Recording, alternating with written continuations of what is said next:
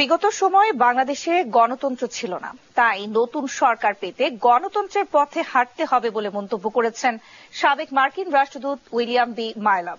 আর বাংলাদেশে মানবাধিকার পুনরুদ্ধারে যারা কাজ করছে যুক্তরাষ্ট্র তাদের পাশে থাকবে বলে জানান আরেক সাবেক কূটনীতিক জন এফ ডেনিলোভিচ। যা কিছু হোক না কেন বাংলাদেশের সঙ্গে যুক্তরাষ্ট্রের সম্পর্ক ইতিবাচকই থাকবে বলে আশাবাদী তিনি। কায়েস রাহাতের রিপোর্ট, জানাচ্ছেন আলী আক্কাস আকাশ।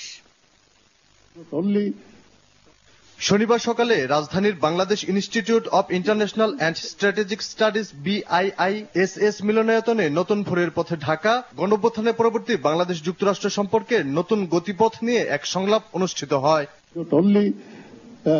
এতে বাংলাদেশ যুক্তরাষ্ট্র সম্পর্কের পরিবর্তনশীল গতিপথ, কূটনীতি, শাসন ব্যবস্থা, নিরাপত্তা, সহযোগিতা এবং ইন্দো প্যাসিফিক অঞ্চলে ভূ রাজনীতি নিয়ে কথা বলেন বাংলাদেশে নিযুক্ত যুক্তরাষ্ট্রের সাবেক রাষ্ট্রদূত উইলিয়াম বি মাইলাম এবং দেশটির সাবেক কূটনীতিক জন F Danilovich.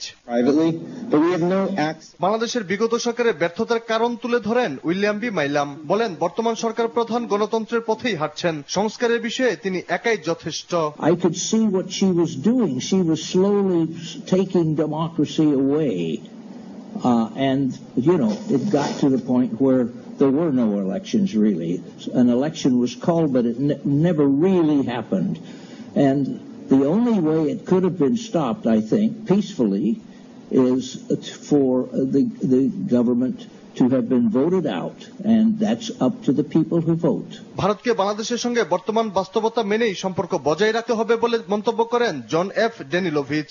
All of this disinformation that's being spread about Bangladesh and that's being spread about those who advocate for democracy and human rights says more about the people telling the lies than it says about those of us here in this room who want to help Bangladesh build a better future. বাংলাদেশের গণতন্ত্র ও মানবাধিকার নিয়ে যুক্তরাষ্ট্র চিন্তিত উল্লেখ করে ডেনিলোভিচ বলেন, যে কোনো পরিস্থিতিতে দুদেশের সম্পর্ক ইতিবাচক থাকবে।